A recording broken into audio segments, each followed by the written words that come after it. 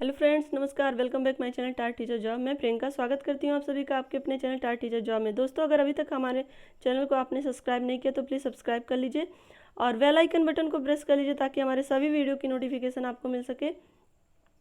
दोस्तों, इसके पहले हम लोगों ने लेक्चर नंबर 21 तक देखा था। आज हम देखेंगे लेक्चर नंबर 22 और इसके अंतर्गत पढ़ेंगे हम समास, द्वंद्व समास और बहुब्रीहि समास। दोस्तों, इसके पहले एक बार हम रिवीजन कर लेते हैं सारे समास के बारे में। सबसे पहला समास जो है वो है अव्ययी भाव समास। और अव्ययी भाव समास में क्या होता है, इसका पूर्व पद प्रधान होता है और इसके बाद जो है आपका आता है तत्पुरुष समास। तत्पुरुष समास में आपका उत्तर पद प्रधान होता है। और इसके बाद आता है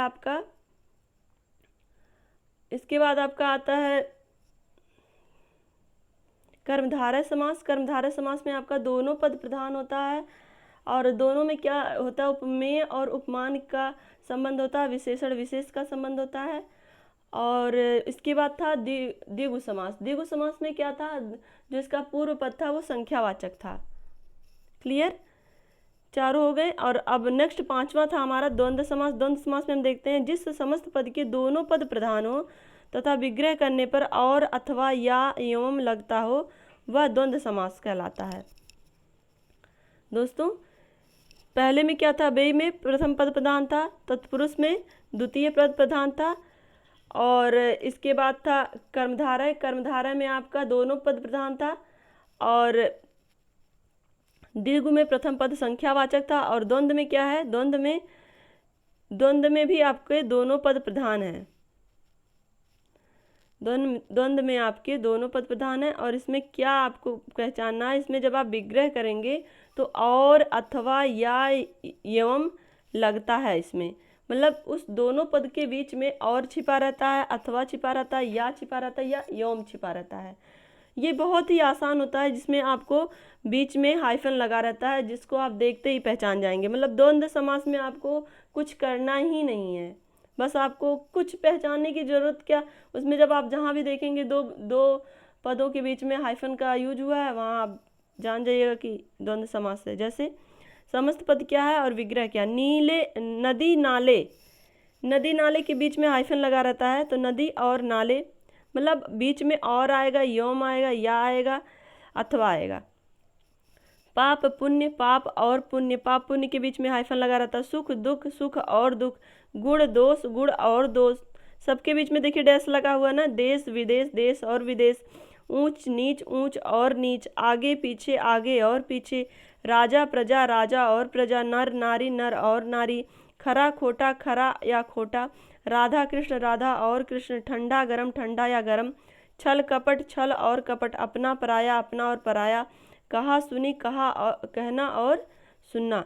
तो इस तरह से आप देख रहे हैं जितने भी इसमें दोनों पद दिए हुए, दोनों पदों के बीच में आपका छोटा सा हाइफन दिया गया है, डैश का यूज हुआ है। जहाँ पे आपको इस तरह के वर्ड मिलेंगे वहाँ पे आपको ये जान लेना है कि इसमें क्या है, द्वंद्व समास है।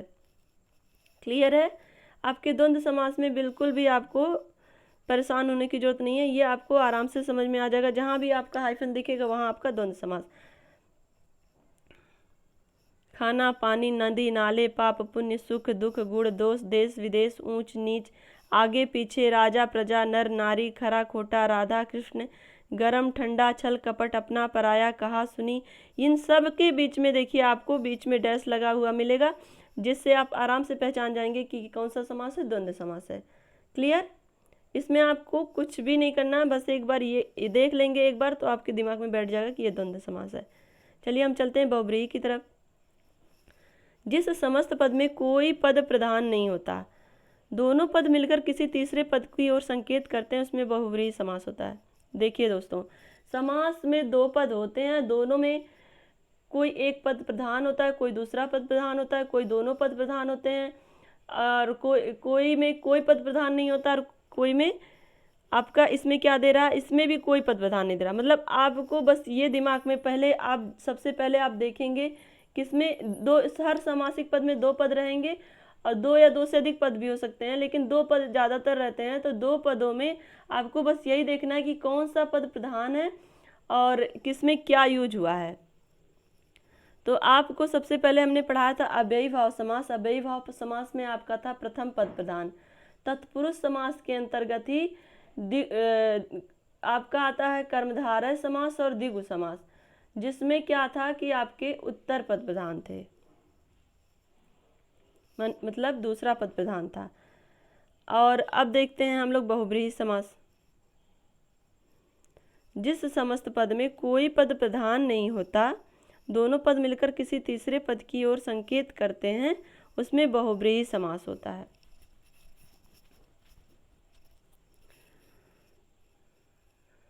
जैसे नीलकंठ, नीला है कंठ जिसका अर्थात स्यु।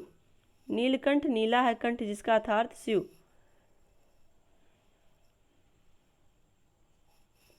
यहाँ पर दोनों पदों में मिलकर एक तीसरे पद स्यु का संकेत किया है, इसलिए यहाँ बहुब्रीहि समास है।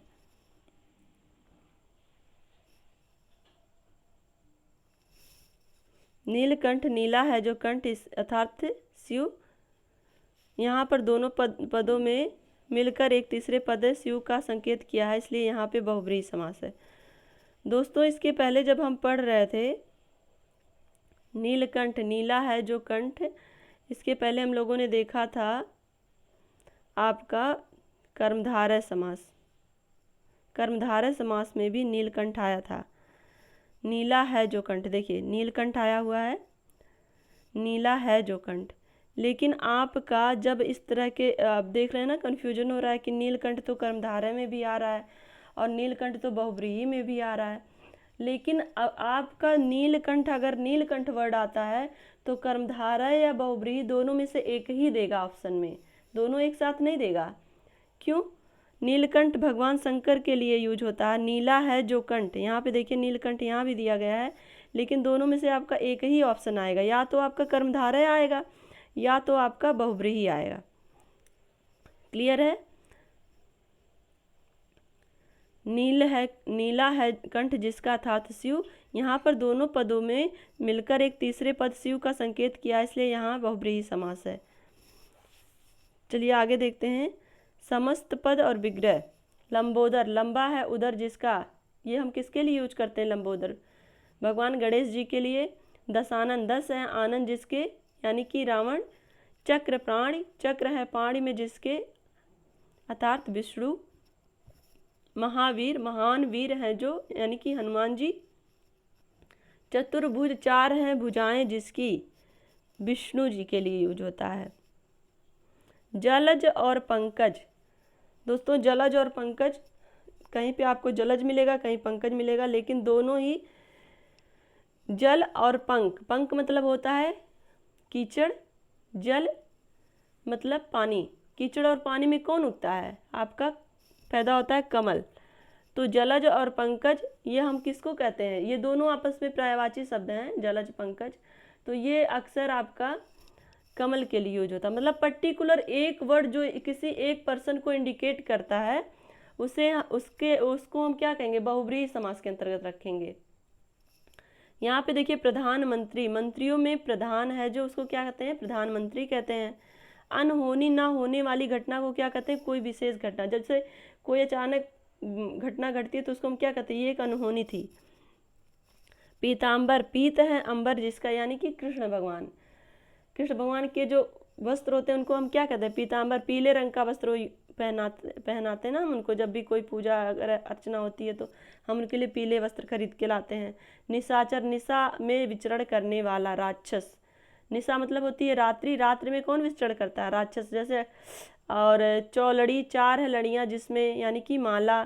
त्रिलोचन, 3 है लोचन जिसके, यानी कि भगवान शंकर जी। विषधर, विष को धारण करने वाले। विष को किसने धारण किया? अगर आप देखेंगे विष को धारण करने वाला तो सबसे जहरीली चीज जो होती है वो होती है सर्प, तो उसको हम क्या कहते हैं? विषधर कहते हैं। मृगेंद्र, मृगों का इंद्र। सिंह, मृगों का इंद्र सिंह, मृगेंद्र कहते हैं। सिंह की पर्यायवाची क्या है? मृगेंद्र। इसमें आपके 2 चीज होते हैं, एक साथ तो आपका पर्यायवाची भी एक तैयार हो जा रहा है। त्रिलोचन, भगवान शंकर को का पर्यायवाची क्या हो गया? त्रिलोचन हो गया। इस मतलब आप किसी भी चीज को एक तरफ से पढ़ेंगे तो शायद आपको मुश्किल लगेगा, लेकिन उसी चीज़ को आप अलग अलग तरह से जोड़ के पढ़ेंगे तो शायद बहुत ही आसान हो जाएगा और एक साथ आपकी कई चीज़ें तैयार होंगी। जैसे इसके पहले जब हम लोग संधि पढ़ रहे थे तो उसमें बहुत सारे टफ टफ वर्ड आए थे, तो वो हमारी वर्तनी को भी सुधार रहे थे। इस तरह से आप यहाँ पे जो पढ़ रहे हैं तो यहाँ पे आप समास तो पढ़ ही रहे हैं, साथ में आपका पर्यायवाची शब्द भी तैयार हो जा रहे हैं। जैसे आपको अगर सर्प का पर्यायवाची नहीं पता है तो विषधर उसका पर्यायवाची हो गया, शिव का पर्यायवाची त्रिलोचन हो जाएगा, सिंह का पर्यायवाची मृगेंद्र हो जाएगा, मृत्युंजय मृत्यु को जीतने वाला, मृत्युंजय यानी कि भगवान का एक नाम, शंकर जी का एक नाम मृत्युंजय भी है। सहस्रास्त्र, ये है सहस्त्र है आंखें जिसकी यानी कि इंद्र, इंद्र का ये पर्यायवाची हो जाएगा। एक दंत, एक दंत तो हम जानते हैं किसके हैं, एक दंत जिसके अर्थात गणेश जी। चंद्रमौली, चंद्र है मौली पर जिसके यानी कि शंकर जी। वीणा पाणी, वीणा है पाणी में जिसके यानी कि सरस्वती माता। वीणा पाणी, चक्र पाणी, शूल पाणी, ये अलग अलग, ये आपको पर्यायवाची तो दिख रहे हैं लेकिन ये अलग अलग देवताओं के लिए यूज होते हैं। मतलब एक ही वर्ड, एक पर्टिकुलर वर्ड जो पर्टिकुलर पर्सन को इंडिकेट करता है उसके अंतर्गत हम किसको रखते हैं, बहुब्रीहि समास को रखते हैं। देखिए चंद्र मौली, चंद्र है मौली पर जिसके यानी कि भगवान शंकर, भगवान शंकर जी के मस्तक पे चंद्रमा जी का आपने देखा होगा आकार चंद्रमा जी का। वीणा पाणी, फोटो वगैरह में देखा होगा। वीणा पाणी, वीणा है पाणी में जिसके यानी कि सरस्वती माता। वीणा पाणी, वीणा धारणी। शूल पाणी, शूल है पाणी में जिसके यानी कि भगवान शंकर, भगवान शंकर के हाथ में त्रिशूल होता है ना, आप जैसे मंदिरों में देखा भी होगा आपने त्रिशूल वगैरह लिए हुए। तो ये शूल पाणी किसके लिए हम यूज करते हैं, भगवान शंकर के लिए। क्लियर। मतलब अब आपको एक बार हम फिर से रिविजन करवा लेते हैं।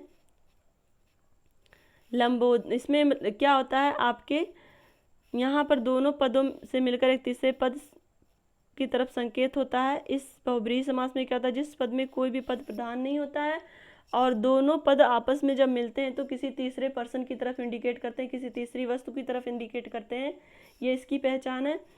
तो और उसके बाद जब भी इसका हम कोई पर्टिकुलर वर्ड लेते हैं तो इसका क्या होता है, तीसरे पद की तरफ संकेत करता है। जैसे लंबोदर यानी कि गणेश जी, दशानन, रावण, चक्रपाणी विष्णु के लिए, महावीर हनुमान जी के लिए, चतुर्भुज विष्णु जी के लिए, जलज पंकज कमल के लिए, प्रधानमंत्री प्रधानमंत्री होता है। और अनहोनी, अनहोनी मतलब ना होने वाली घटना को कहते हैं। पीताम्बर, पीत है अंबर जिसका यानी पीताम्बर हम भगवान विष्णु जी के लिए यूज करते हैं। निशाचर, निशा में विचरण करने वाला, राक्षसों को हम निशाचर, राक्षस का एक पर्यायवाची निशाचर भी होता है।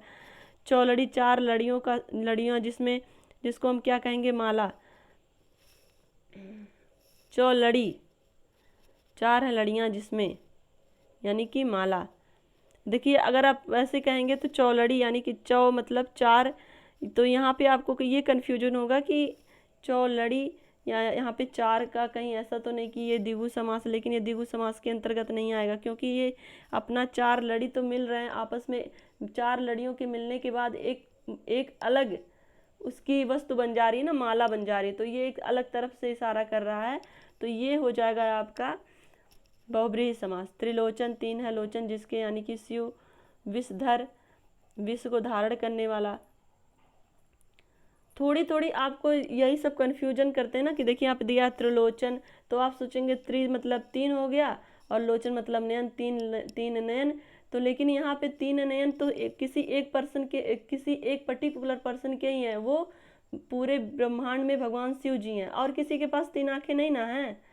तो इस तरह से आपका क्लियर हो जाता है कि ये जब कोई समासिक, दो समासिक पद आपस में मिले और वो तीसरे पद की तरफ उनका जो अर्थ हो तीसरे तरफ जाए तो ये समझिएगा आप कि वो एक अलग समास है यानी कि बहुब्रीहि समास है।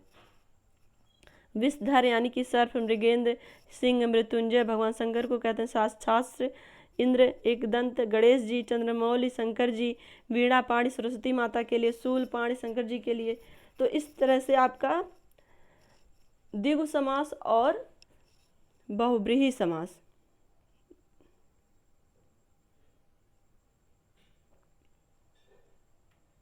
द्वंद्व समास और बहुब्रीहि समास। इसके पहले हम लोग द्विगु, तो उसमें इसके पहले वाली वीडियो में हमने पढ़ा था द्विगु में क्या था कि पहला पद था वो संख्यावाचक था। लेकिन दोनों तो बहुत ही आसान है, जिसमें आपको केवल हाइफन पहचानना। हाइफन आपने पहचान लिया, जहाँ पे दो वर्डों के बीच में डैश का यूज हुआ है वो आप जान जाइए कि द्वंद्व समास है। माता पिता, भाई बहन, चाचा चाची, बीच में आपके डैश लगता है ना, और इस तरह से पाप पुण्य, सुख दुख, ऊंच नीच, आगे पीछे, तो ये आपका हो जाता है द्वंद्व समास।